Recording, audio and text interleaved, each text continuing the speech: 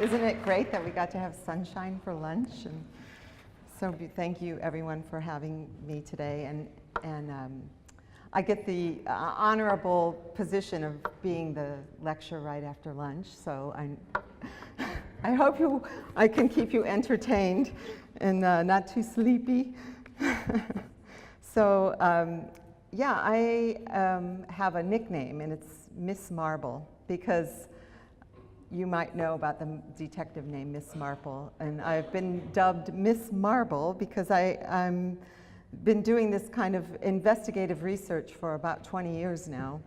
And I'm really excited to introduce you to this number. I'm going to just introduce you to 4 women who've redefined kind of what was possible in the field of mosaic and tile, and share a little bit of this history that I've been finding, and talk about a time when it's not at all common for women to be working in the architectural mosaic field.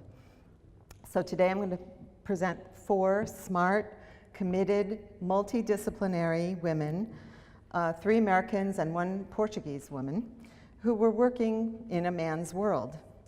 So we're going to be looking at work from between the years of 1920 to around 1960s. And this is well before the movement that we've come to know as women's lib of the 1970s. And many women were breaking out of their confining expectations to become independent and well-traveled, educated, and self-directed. So in keeping with this year's theme, which is the celebration of design, expression, and color, I wanted to choose a few people that kind of kept in with that theme. And these are all people that I've been encountering over the past 20 years, and who also collaborated with men who were architects and mudmen and fabricators and craftsmen at the height of their field. And it's really through looking at the field as a whole that I was able to identify these women. And believe me, there are many more than what I'm going to show you today in just these 30 minutes. So we'll start with a quote that will set the tone of the times. We have said that women today devote too much time to the attaining of a goal, to succeeding in a profession, and too little time to the emotional sides of their natures. If we want to be lovable as a woman, rather than as a comrade or a pal, we must feel feminine and beautiful. It will help if we cultivate the feminine arts of grace and charm, perhaps develop a skill in some feminine handicraft, and make ourselves decorative in a feminine way. So this is a quote from 1943, and it's I found it in a chapter on masculinity and femininity from the arts of costume and personal appearance. So at its most essential, this was a stereotype of acceptability. Women were nurturing, detailed, and receptive, and men were forceful, goal-directed, and decisive. And what were acceptable handcrafts of the time? Perhaps knitting, embroidery, quilting, lifting and cutting stone, climbing scaffolds, drafting and architecture, not so much. So this was the dichotomy that was taking place in the mid-20th century in both America and the UK. World War II required women to step into non-traditional roles, often doing very heavy work. As you can see, I'm showing some of the iconic photography of that time. You know, we have our gloves and hats, and then Rosie the Riveter. So these women were making up a third of the workforce during that time, and often working in metal and chemical industries, building ships, and they were gaining a new and needed self-respect for their involvement really mattered. So as we look at the accomplishments of these artists I'm going to show you today, remember that this was the climate in which they worked. So please remember, think about this statement. This is the first extraordinary artist, the muralist Hildreth Mayer. Woman climbs scaffold to supervise work on dome. 1923, that was headline news. This newspaper was announcing Mayer's work on the Great Hall of National Academy of Sciences in Washington, D.C. And while the article goes on to give vivid details of her wardrobe, describing her as exotic and swallow-like, it was this significant commission that began her long productive career as a renowned muralist. As an early pioneer in the field, she was born in New York in 1892 and educated at the finest private art schools. And while studying art in Florence, Italy, she fell in love with the large format artwork, in muralism in particular. She became a leading practitioner in Mosaic, and she's considered one of the preeminent mosaicists in the history of American art. She received many awards throughout her career, and she was the first woman to receive the Fine Arts Medal of the American Institute of Architects in 1956. So I'm going to show you a few of her major works. This is the 1924 painted dome of the Great Hall of the National Academy of Sciences in Washington, D.C. It's made with a raised and gilded gesso plaster, and Mayer's painted surfaces were meant to look like glazed ceramic tile. So it's representing the sciences, the applied sciences as they were known or figured at the time. And she worked closely with the architect named Bertram Goodhue on the plans for the dome. And what's interesting about this commission is the experimentation with a company called R. Gustavino from Boston and New York. And they're known for having developed a new tile specifically for this project called Acoustolith, which had properties to deaden the echoing sounds that would have happened in such a lofty building. This next slide is the selection of projects from the Nebraska State Capitol. And Mayer was commissioned to design floors, friezes, the main dome, the Senate chamber domes, ceiling panels, leather-clad doors, and tapestries. So over 8 years, from 1924 to 1932, she worked with many fabricators from around the country and Europe to execute these designs. This is her crowning achievement, and again, it was in collaboration with Goodhue. So just get specific, in the upper right-hand corner, Hildreth Mayer had traveled to Italy, and she was inspired by the mosaic floors of Siena. She used the pavements to express a procession of images depicting the elements and virtuous ideals. This is one of the genius of creative energy, he's called. And the tessera are about 2 centimeters square, and they're in a black and buff marble, and they are made by the De Paoli workshop out of New York. And they were face-mounted on paper and then shipped to Lincoln for installation. And then on the left is the Capitol's main rotunda, depicting the 8 winged virtues, also very virtuous at this time. The mosaic was considered a valorous and virtuous medium to express these concepts. And these are the virtues are holding hands to uphold the state. I'm just curious, does anyone know what the 8 virtues are? Clarity, hope, courage, wisdom, faith, justice, and magnanimity. So there you go, virtue. And in the lower right, we've got a panel for the state Senate chambers, and these are native women hoeing corn. And Mayer researched the native history and tribes of the Nebraska state at a natural history museum in New York City. And she was really held to exacting requirements by Dr. H.B. Alexander, who was a noted Indian ethnologist and philosopher. And he critiqued each one of her studies to be sure it had fitting symbolism and representation, because they didn't want a white artist's perspective or representation of the native people. This next one, fabulous. So Mayer was a prominent leader in the Byzantine revival in American architecture. She is a very important figure in the history of American liturgical art, and she was the president of the Liturgical Arts Society, which she founded in her studio, actually. So this is all gold and glass multi. She's active in many professional artist organizations and lent time to advance the mural arts as a profession. She taught mural arts at the Art Students League in New York, very famous, lots of major artists coming out of that institute, and served on the Arts Commission of New York City. And she was the first woman to hold the position and was appointed by the mayor in 1946. And this is the day one of creation at St. Bartholomew's Church. All right. I think these two got switched somehow. I think this is day one of creation. Sorry. Cathedral was, yeah, these two got switched somehow, sorry. This is day one of creation.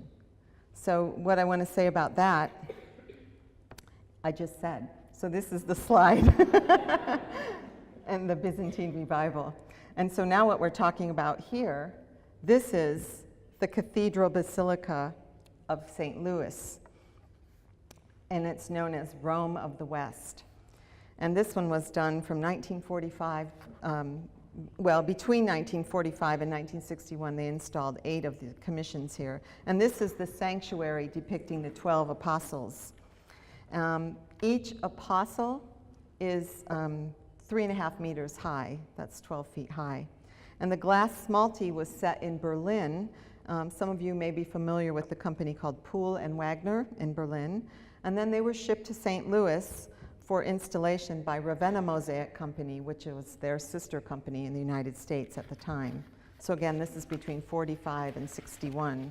And this is just one of the projects in St. Bartholomew's. So sorry about that switch. So this is the Foscato studio. And closing out the section on Hildreth, I wanted to show her this is 1956, and she's overseeing and working with her fabricators. And here she is in the lower right.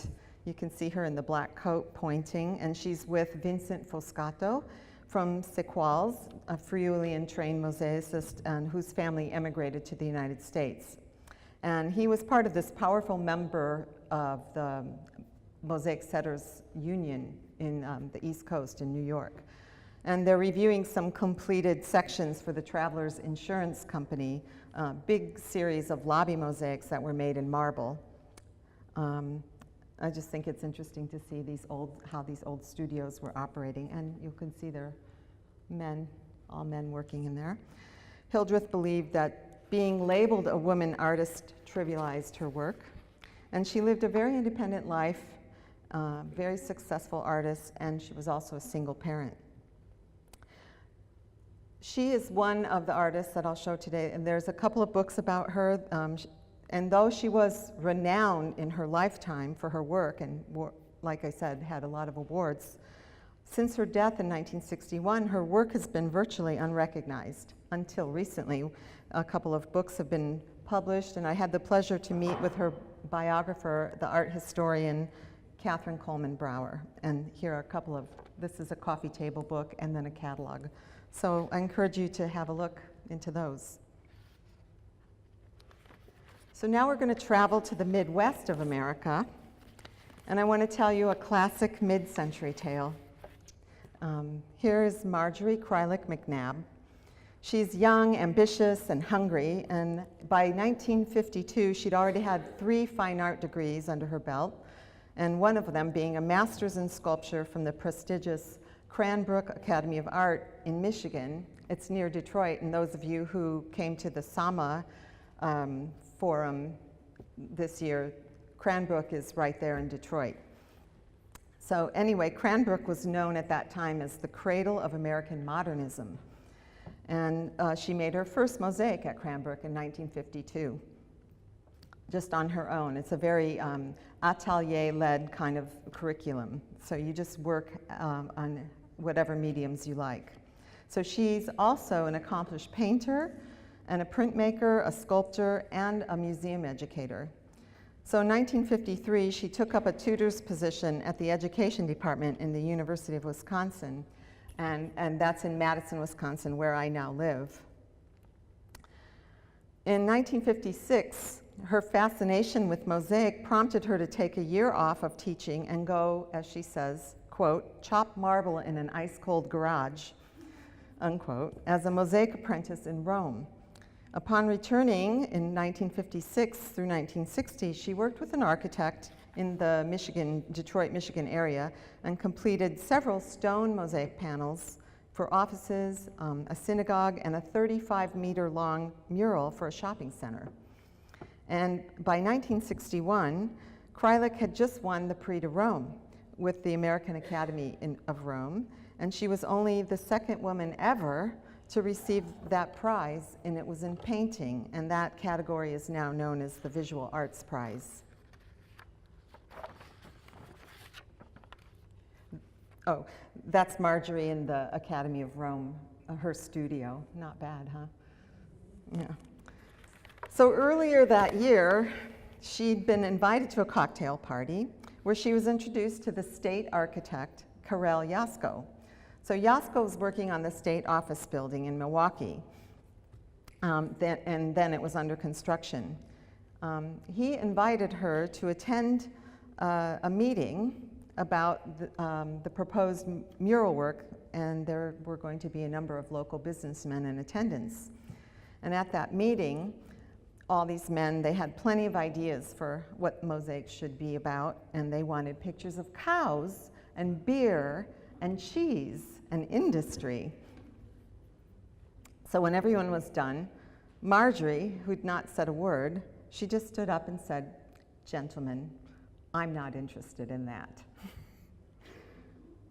So the room fell silent, and Jasko kind of jumps to the rescue, and knowing full well that Krylik could do the task and was fully up to it of designing these 10 murals that he wanted for this modernist building. So he suggested to the men that she be given the opportunity to work up her concepts and designs, which she did. Later, Jasko himself presented Marjorie's concepts to the panel, and they were all accepted. So it was during that 2-year fellowship at the Academy of Rome from 1961 to 63 that Krylik designed and fabricated 10 marble mosaic murals for this state office building in Milwaukee. And I'm going to just focus on that project of hers today. This is truly an American form of abstraction in her depictions of the Midwest landscape. So Marjorie's interested in the earth and in geology and nature and ancient Greek and Roman architecture. So this series begins with the building's lobbies, and it sets the kind of optimistic tone for a suite of works that's found on every floor of the modernist building. So this one's titled Forward, and that is Wisconsin's state motto, and it features prominently in the curved entrance as you come into the building. And Krylik visualized the state's idea of advancement with this abstraction of these energized shapes and this pulsing and pumping verticals, which she saw as this action of this directional thrust forward. And so this was her visual depiction of the state concept forward. And this is 4.5 meters wide by 3.5 meters high, quite large. There are 9 other murals. There's 1 per floor, and they're all positioned in front of the elevators. So as you step out of the elevators, you see a mural. And they're all designed to help unify this upward motion of the architectural experience. So these themes address geology of the land, and they honor the indigenous people of Wisconsin. So Krylik didn't sign her works except for Forward. And you can see her signature here. After the work was installed, she received a letter from the building's contractor insisting that she chop her name out because it was advertising in a state building. Of course, she didn't do it. Krylik's had an active career spanning over 60 years, and she'll be 93 in November. I was introduced to Marjorie earlier this year, and needless to say, we hit it off as colleagues and our love for Mosaic. And in talking to her about the state office building, she found the office to be cold, and she wanted to use natural materials to warm up the place. So I visited the building with her in April, and I'm going to show you some of the work that she did. But it was really neat because the, people were passing by this every day, and a lot of them were kind of standing and looking at them, and I said, "This is the woman who did these mosaics," and they would go, "Oh!" There was like these gasps and awe, and they wanted to shake her hand, and so it was a really good day. And this is Marjorie on that day. So here's some of this is the cranberry bog, and that's a very unique experience in Wisconsin. In fact, this time of year, they're harvesting the cranberries they flood the swamps, and the cranberries all float to the top. So each one of these mosaics express something that brings together Wisconsin's natural geology and her particular fascination for the landscape of Wisconsin and the banks of the Great Lakes, where she grew up. This is her in the Monticelli studio in 1962, directing. I love how they wear their laboratorio coats. And this is the Monticelli studio, and where all the panels were fabricated. And she would work in the morning on the mosaics, and then in the afternoon she'd go work in her studio. And she even bought a Fiat 500 to drive around so she could get around easier. So I'm going to speed through. I only have 10 minutes. Maze, and you can note that there's some gold smalty. These are all marble, in honoring the corn. This is the snowy coniferous forest, because Wisconsin is, of course, a very cold, snowy place in the winter. And I just love how these angular branches are loaded with this soft snow, so you really get this sense of a quiet winter day. And here's some details from that. And she sourced over 65 different kinds of marble from quarries in Carrara, Italy. She went to the quarries.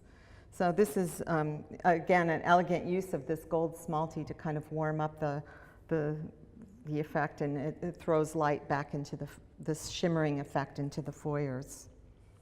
Here's the river grove, and a close-up of this checkerboard effect that gives a lot of visual vitality. And this is an effect, this blending effect, that's been used, a technique since the Roman times, really. And then here are the lake sides. And she loved the sand dunes, and this one has a silvery sky and this light reflecting off the water. And just as a note, there are over 1,000 miles of Great Lakes shoreline in Wisconsin. So these murals, oh, I want to say one other thing. All the marble was shipped in sections. They were designed in Rome, cut in sections, shipped across the Atlantic, down the St. Lawrence River, and up through the Great Lakes, and delivered into Milwaukee by boat, and then her and her mudman installed them. And so they're like fresh today as they were 50 years ago, and very few people know that they're even there. And so she worked in stone throughout her career. She taught at the University Art Department for 41 years. And she was really a pioneer in bringing health hazards for artists, and wrote a curriculum around health and safety for artists. And in 1991, she retired as a professor emerita. And she's still trying to get acknowledgement for her work. Okay. This is, let's see, where am I now? Maria Kyle. Now, how much time do I have? 5 minutes? 6? Okay. Sorry. Maria Kyle, 1914 to 1912. So this is 30 years before Paolozzi, and she was the original designer of the Lisbon metros. So what she says here is, my stations aren't pretty or ugly. No one's done the work I have, covering every single surface. They do a nice little bit here or another bit there, but they're artists. I wasn't. I was a line worker. And what she means by that, she was an artist and a very accomplished one. And it was in her long career, she worked as an illustrator, graphic designer, drawing, painting, furniture, wall tapestries, costume. And it was her open-mindedness that played a major role in the cultural life of Portugal. And her work's seen by thousands of people every day. So her first commission was in 1957. And she worked for 25 years. So I'm going to show you a few. She designed 19 of the stations. The first 9, this is her with the map of the stations. And there is a catalog of her work. It's in Portuguese, but if you're interested, it's available. So I'm going to just flip through so you can get a sense of the motion. Her work for the Lisbon Metro is of particular importance because it was a major turning point for Portuguese art, ceramic, because it had gone out of favor, and the painted tiles, or the azulejos, had been in big decline since the 19th century. And she played an important role in reviving that, and she and her husband, who designed the Lisbon metros, were seeking this sort of balanced response through a 40-year dictatorship. And so these are some stations. After World War II, Portugal was able to modernize their transport system, and so in '55 they started working, and then there was no more budget for the wall decorations. So it was Maria who came to the solution, and when she's talking about working as a line worker, she worked in the ceramic factory, Fábrica Cerâmica Viúva Lamego, and she didn't get paid for her work. She just worked as a ceramic painter's salary and did all the painting. And she was pushing to create a new visual expression for Lisbon. The tile patterns are alluding to like motion, and hurried passengers aren't really stopping to look at things unless you're me. And even with a bare minimum of 2 tiles, she could create these interesting patterns of this fleeting impression and its brightness and colorful effect to the facades. And at this scale, these large scale, the tiles almost become a mosaic-like sensation of pixels on this larger scheme. This is an interesting one because it has the, it's called corda seca. It's a very, you take the linseed oil and mix with manganese, and it leaves this matte line into the glaze.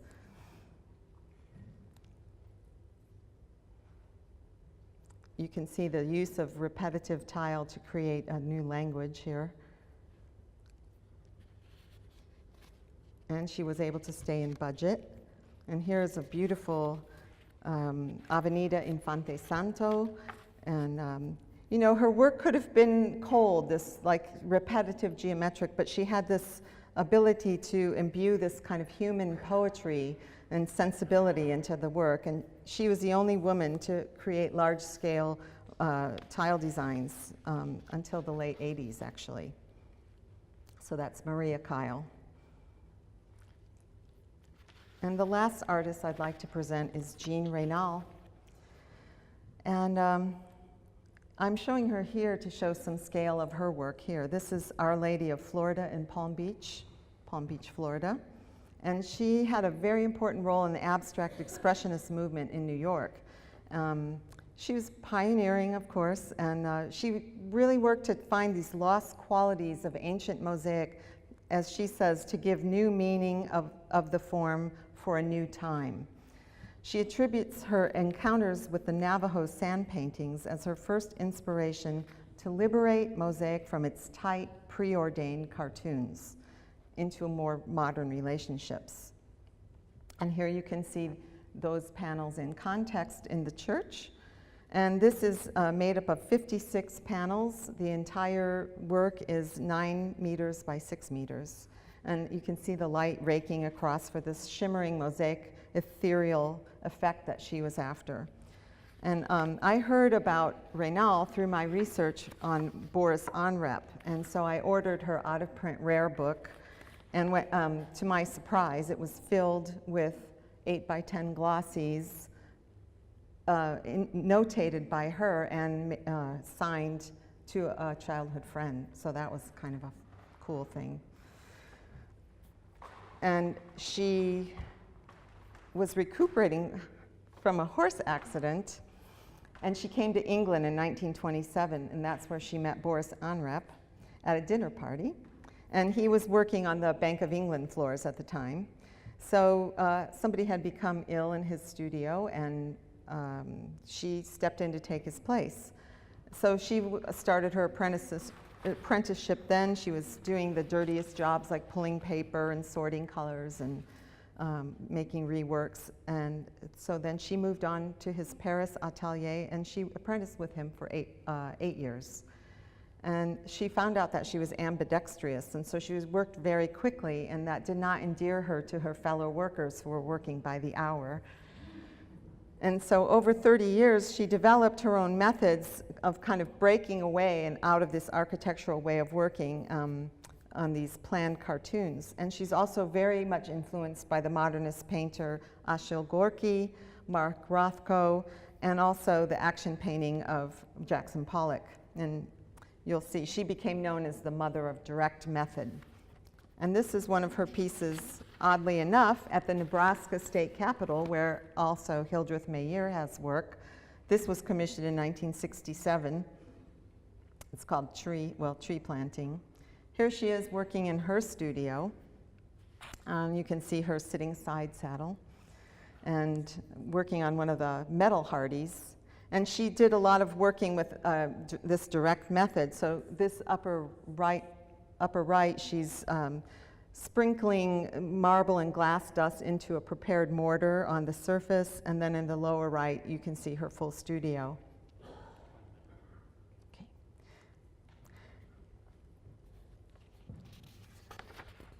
This is her working in what she calls the dribbling method. And she scatters material over the mortar bed on the floor and then taps it in later with a rubber mallet, or she used her hands. And I just couldn't resist using this parallel to the famous photo of Jackson Pollock working in the same way from 1951, and how they both used their physical action and this embodied engagement with the art. And Reynal was literally hands-on. And she painted with her mortar, she pressed materials into sections, she chopped sections out, and she developed many mortar adhesive recipes with her endless experimentation. She was like a modern alchemist, and she broke a lot of rules of what mosaic could be, including using lots of materials like magnesite, minerals, semi-precious stones, sulfur, Chinese frit, rock crystals, obsidian, and pigments. So she said of while she was developing her mosaics, it supplies all the childhood pleasures, daydreaming and making mud pies. And she was really the first true innovator of moving mosaic into a more expressive form we see today. So in closing, here we are at the end of 2017. And after grappling with the idea of making mosaic for around 10 years, you may have heard of Chuck Close. He's known for his huge pointillist portraits. He met with mosaicists around the world for a commission for the New York Metropolitan Transit Authority. And so I think it's interesting that we're talking about a lot of metro stations at our conference today. And he wanted to develop 12 murals for the Second Avenue station. And so here's what Close had to say about that process. I'm trying to make each one different, and even though they're made of thousands of chunks of glass, there's a rhythm, and I wanted every mosaic to be different. So they gave me the names of mosaicists in Germany, Italy, and Japan. I talked with all of them and looked at their work, and I didn't like any of it. Then I found a wonderful company named Mosaic in Canada. Interestingly enough, it's like a woman's company. They do have male employees, but everyone who runs the place, the senior partners and senior mosaicists, are women, which I think is sort of interesting. Maybe there's something about crocheting or knitting or quilting that puts them in a position to think about building an image.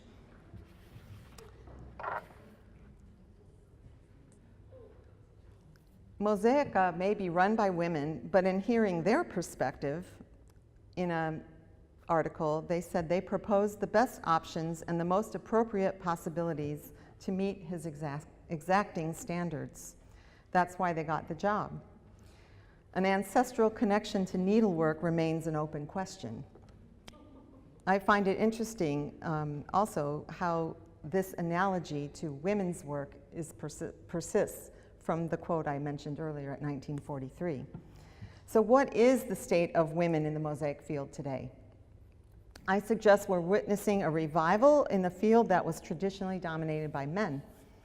Since the mid-1990s, we see an international explosion of women's input, energy, and skill on the rise. And from the mid-20th century, mosaic is more inclusive. Women are art historians, scholars, hobbyists, designers, setters, installers, and yes, fabrication studios. Mosaic classes, workshops, and schools enroll primarily female students. What's important, and some mosaic associations report that upwards of 95% membership is female. What's important is that we use this new vantage point to move our field forward with confidence. I've barely scratched the surface of this work by women of this era, initiated barely 60 years ago and all but forgotten, if they were ever acknowledged in the first place. The practice of mosaic making is an expression of the larger existential human endeavor.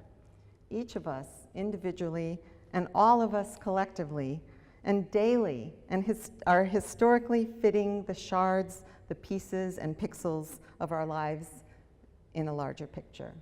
Thank you.